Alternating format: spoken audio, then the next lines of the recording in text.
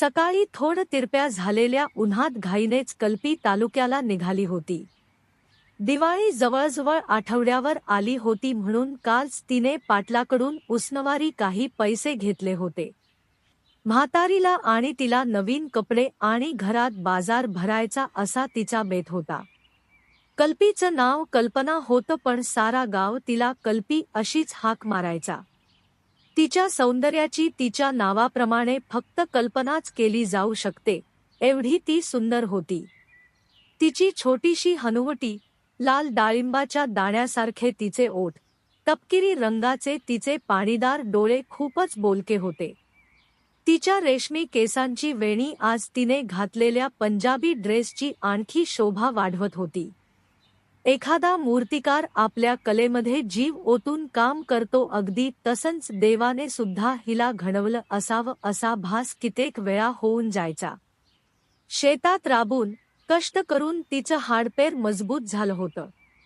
तिला पाहून कित्येक मनांची चाळण अगदी रोजच्या रोज होत होती. डाव्या पायातल्या चपलीचा तुटलेला बंद तसाच ओढत कल्पी झपाझप चालली होती.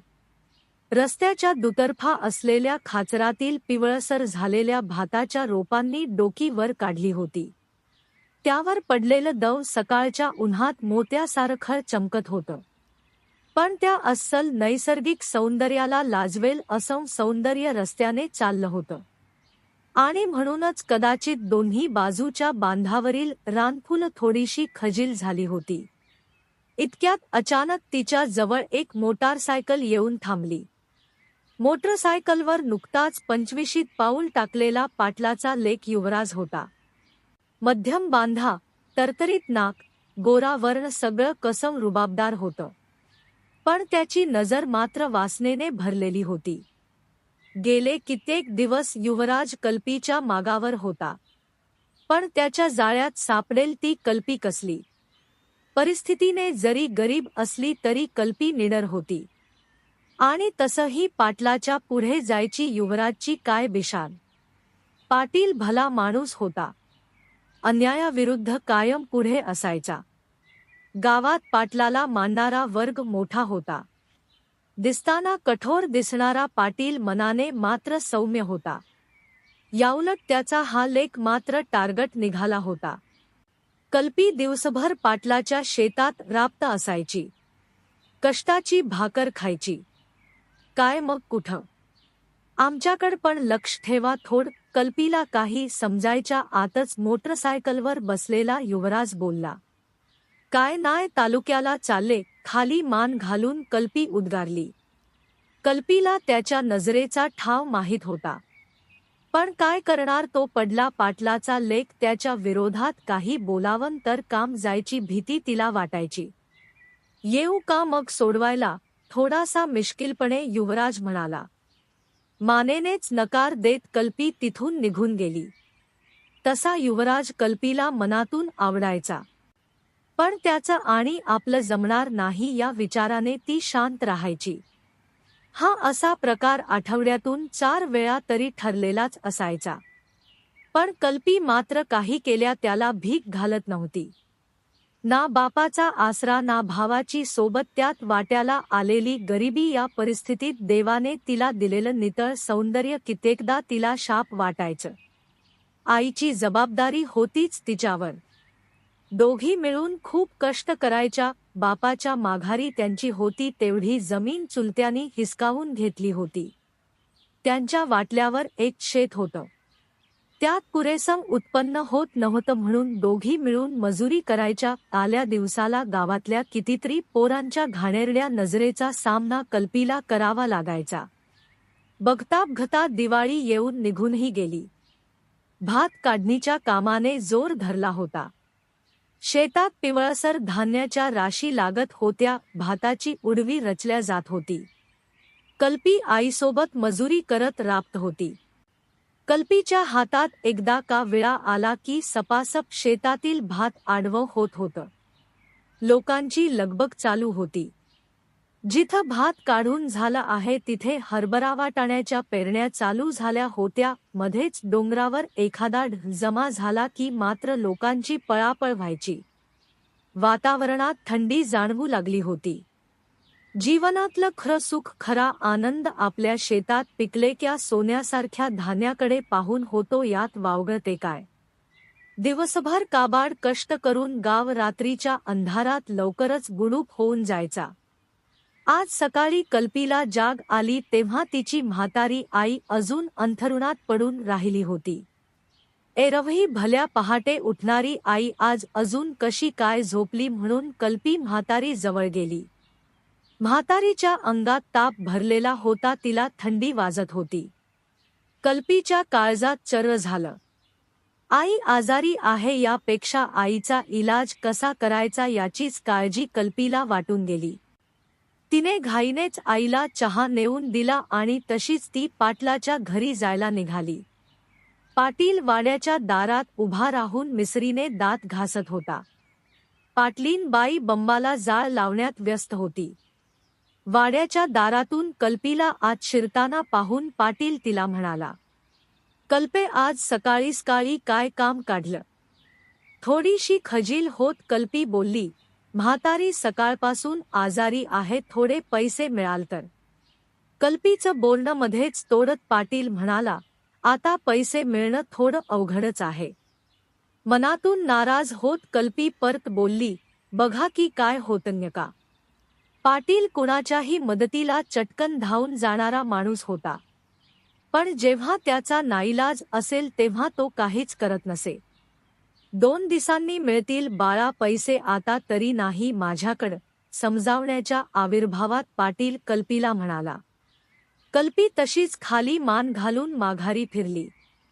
या दोघांचं बोलणं दारामागून युवराज ऐकत होता. चांगली संधी आहे असं मनोमन ठरवून युवराज कल्पीच्या मागे निघाला. वाटेत एका ठिकाणी कल्पीला अडवून युवराज तिला म्हणाला, मी देतो तुला पैसे, पण तू आज रात्री मला माळावरच्या खोपटात येऊन भेटलीस तर. कल्पी काहीच बोलता रस्ता बदलून निघाली. तितक्यात युवराज परत कल्पीला बोलला, बघ विचार कर. ऐकल्यासारखं करून कल्पीने अजून जोरात चालायला सुरुवात केली. घरी जाऊन कल्पी आईच्या शेजारी बराच वेळ तशीच बसून राहिली. नंतर सावध होऊन तिने मिठाच्या पाण्यात कापड ओलं केलं आणि आईच्या कपाळावर ठेवलं. तितक्यात कल्पीची आई म्हणाली, काय झालं ग पोरी, काय म्हणलं पाटील? दिलं का पैसं? नाही, 2 दिवसांनी देतो म्हणलं, कल्पी म्हणाली. हे ऐकून तिची आई काहीच बोलली नाही. कल्पीनेही विचार केला की 2 दिवस वाट पाहू. कल्पीने स्वयंपाकाला सुरुवात केली. नंतर तापाने फणफणलेल्या आईला तिने जेवू घातलं. वाण्याच्या दुकानातून आणलेली एक गोळी तिने आईला खायला दिली. दुपार होत आली होती तरीही अजून काही ताप उतरला नव्हता. कल्पीला अजून काळजी वाटत होती. तिने कुठंतरी ऐकलं होतं की असला ताप मेंदूत उतरला तर माणूस मरतो. या विचाराने कल्पी अजून चलबिचल होत होती. आपला एकुलता एक आधार असलेल्या आईला असं अंथरुणावर झोपलेलं तिला पाहावत नव्हतं. तिच्या मनात असंख्य विचार कालवा करून जात होते.